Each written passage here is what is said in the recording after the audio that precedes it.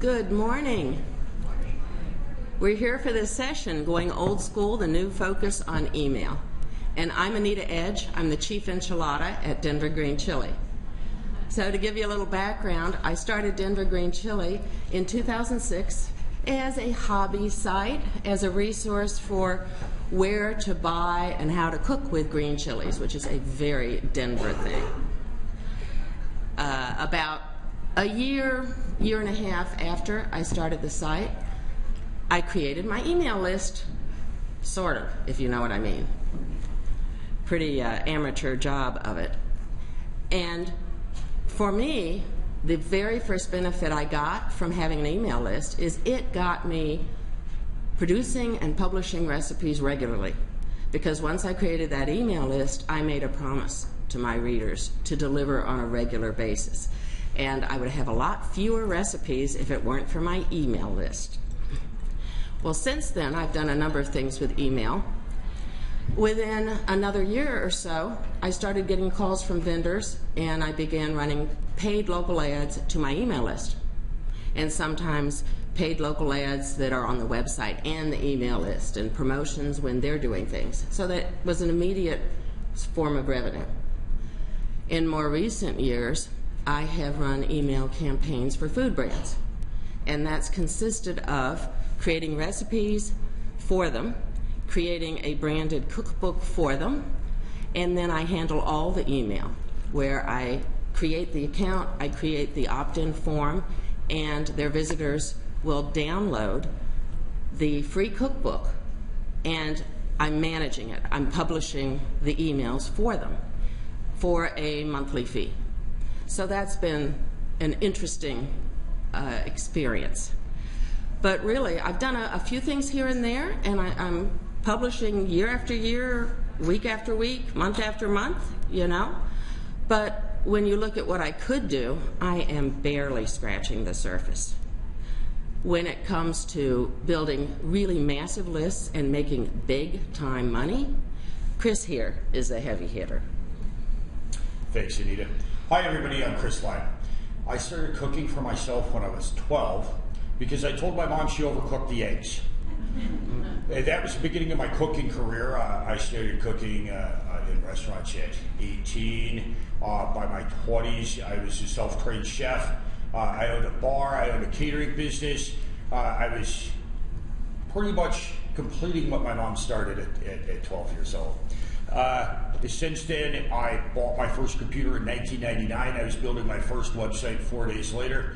I've been making my living online for 17 years now. I've been teaching people to deliver more email because it's what you do, not just what your autoresponder does that gets email delivered. And I'm also now the CTO at a new email startup, em13.com.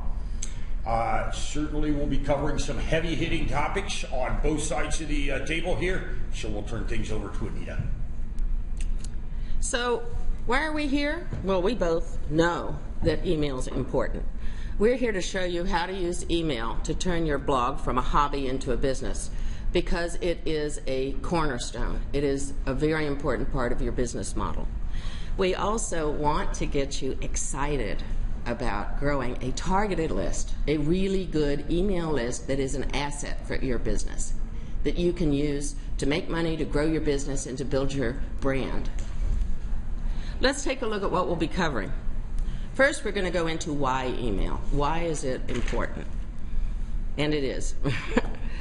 Then, the major part of the presentation is some nitty-gritty about how do you grab attention, get subscribers, build that list. And there are many aspects that go into that.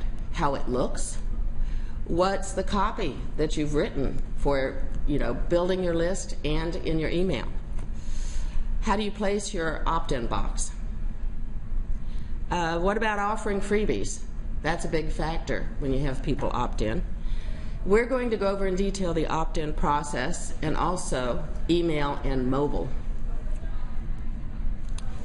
Then we're going to cover how do you use your email to actually boost traffic to your website. The two go hand in hand. And we'll touch a little bit on how do you make money with email. Where does that fit in the picture? And what do you do next?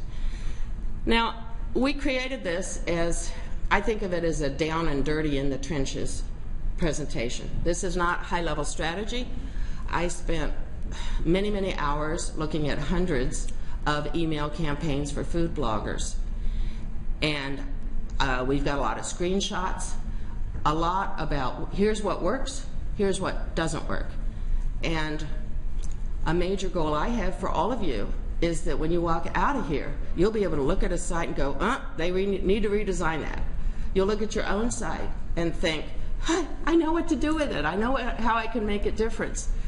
So that's the overall plan. Let's get cracking here. Why email? Email to me is instant traffic on demand. If I need to send my traffic, people that know me, highly targeted traffic, people that want to buy, people that want to share my posts, people that want to engage, I send an email. You click the button and it goes to the inbox.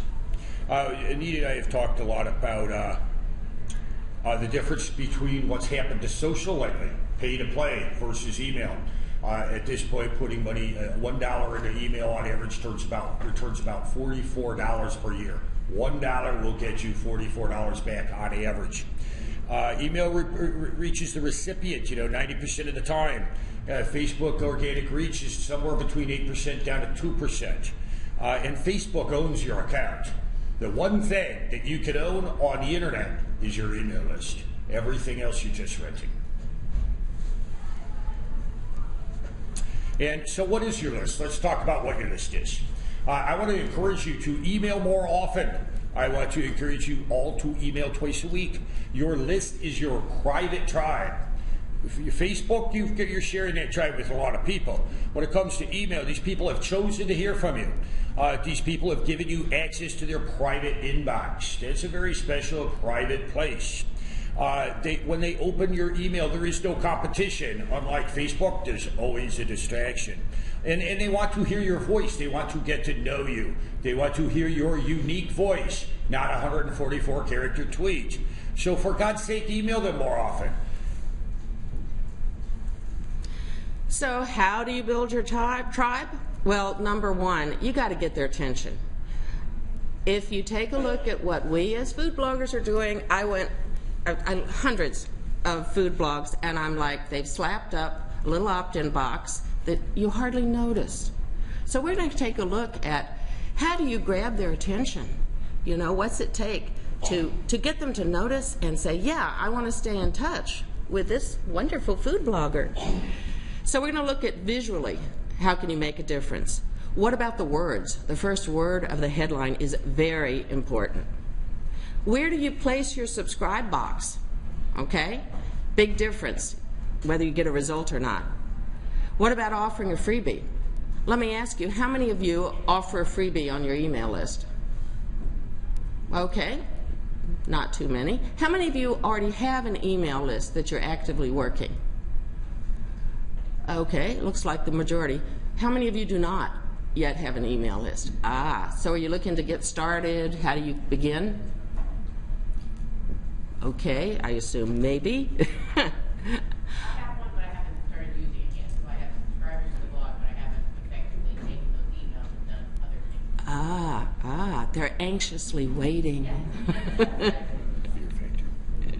Yeah, exactly. And we are also going to look at the opt-in process in detail, so you understand what's going on and what drives people away when they're in the middle of opting in, and what gets them to become loyal subscribers.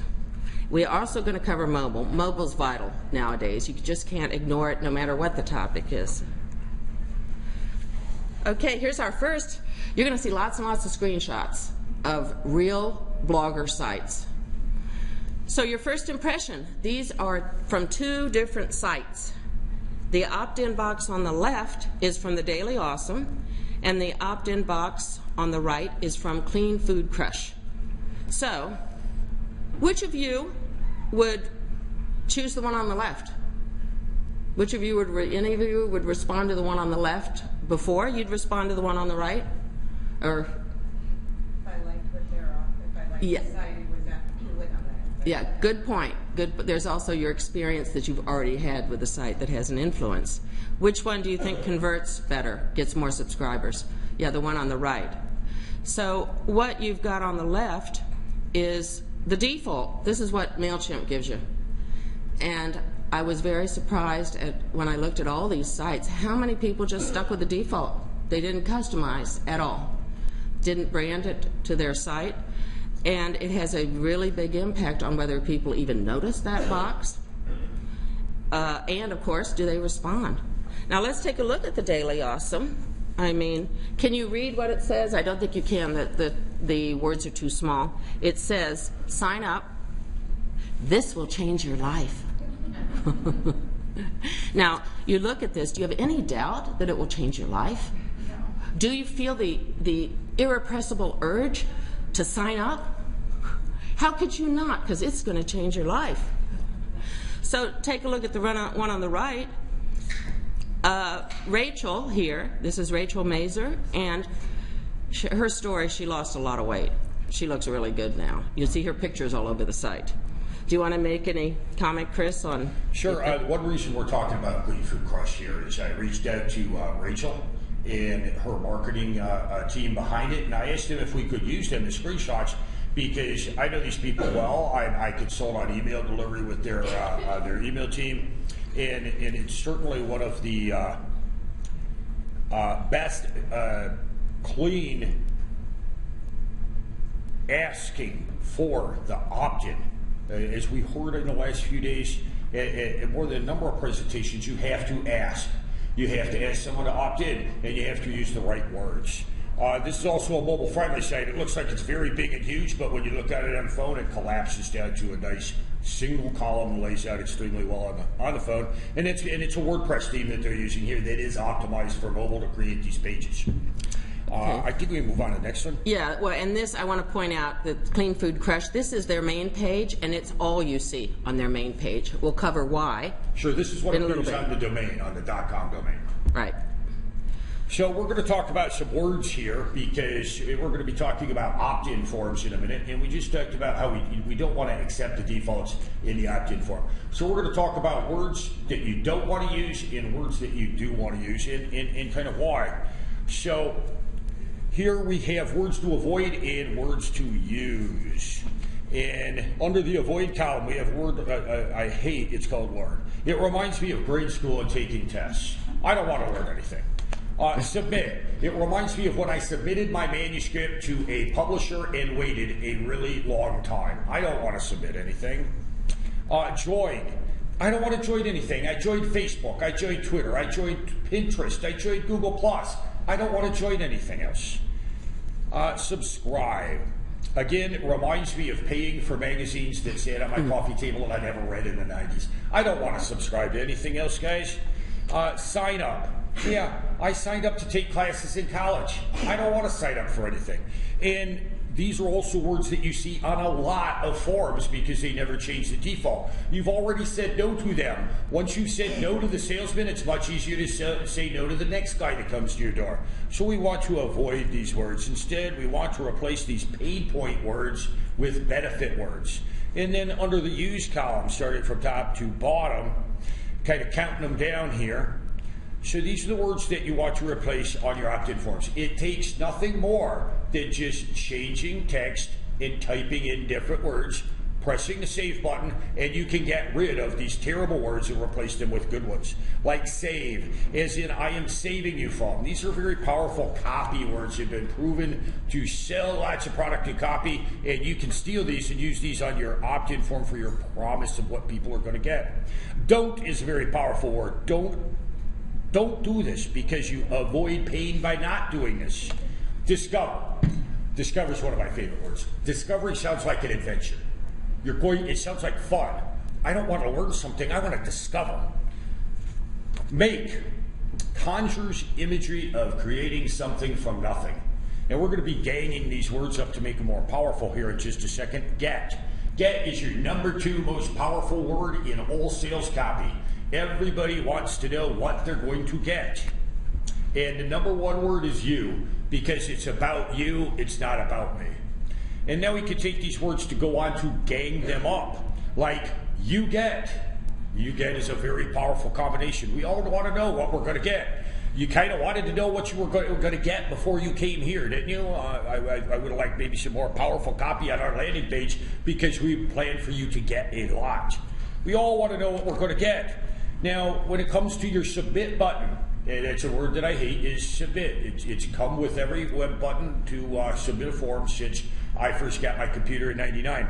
Let's replace that with something far more powerful. This is where you can gang up other words to that you just heard, you see on the screen, to get more out of them. Get instant access. Absolutely number one, most proven split-tested copy line on your submit button in your form. Discover how. Receive free. Save money. These are very proven copy words. Everybody wants to save time, make more money, and they want to discover how. Wait. Okay. Yeah. Let's show. By the way, we'll have a resource page to send you to, and this afternoon I'll upload the whole slide. So don't worry about copying down what's on the slides, okay? Yeah, let's just cover the bullets. You get instant access. Discover how, receive free, and save money. Some of my favorite time is a copy on a headline is save time and make more money. That's what everybody wants to do. Make instant combines.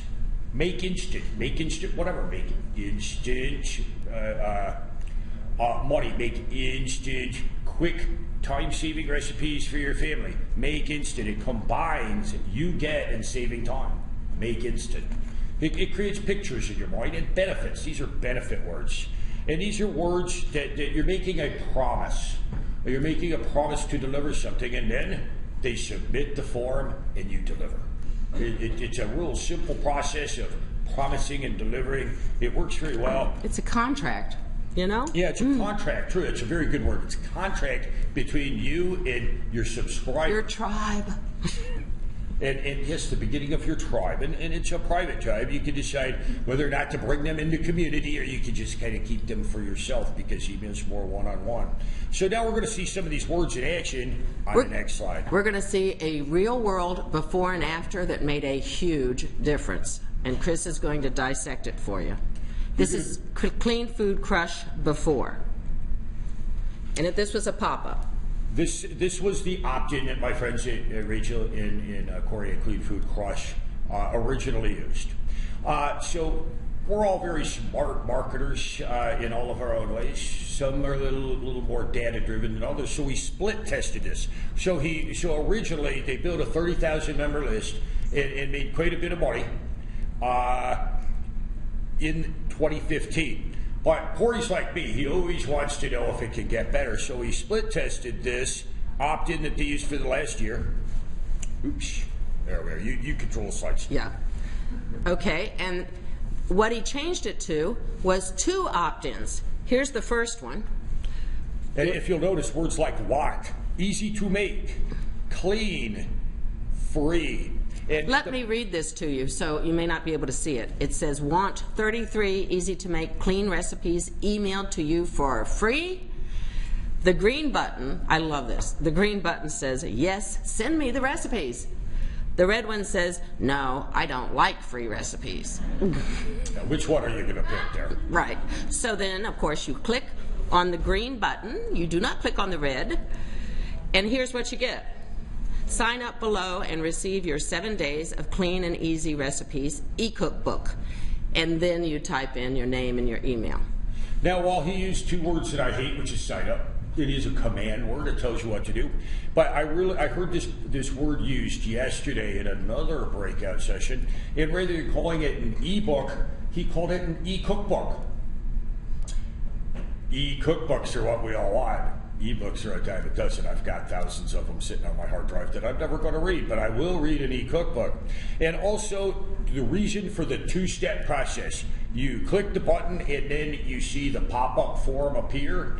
This is because you will get turned down for Facebook ads if you have autoplay video or an opt-in form on your landing page from paid Facebook ads. So what we're doing most of the time these days is hiding the opt-in form until the user takes an action. Video is loved on landing pages via Facebook ads. Facebook wants someone to click the play button and take an action to see it. Same thing for opt-in ads here. That's why he staged the two-stage process. Are we ready to tell them how much money this makes? Well, you also pointed out to me, Chris, that was surprising to me. They changed it to a question. Questions cause you to have to answer. Questions, pull a response. Some of the best headlines that I've written for sales pages ask a question. Does anybody else want to discover how? Is probably, or who else wants to? These are a few of the questions you copy have done very well. Are we ready to talk money?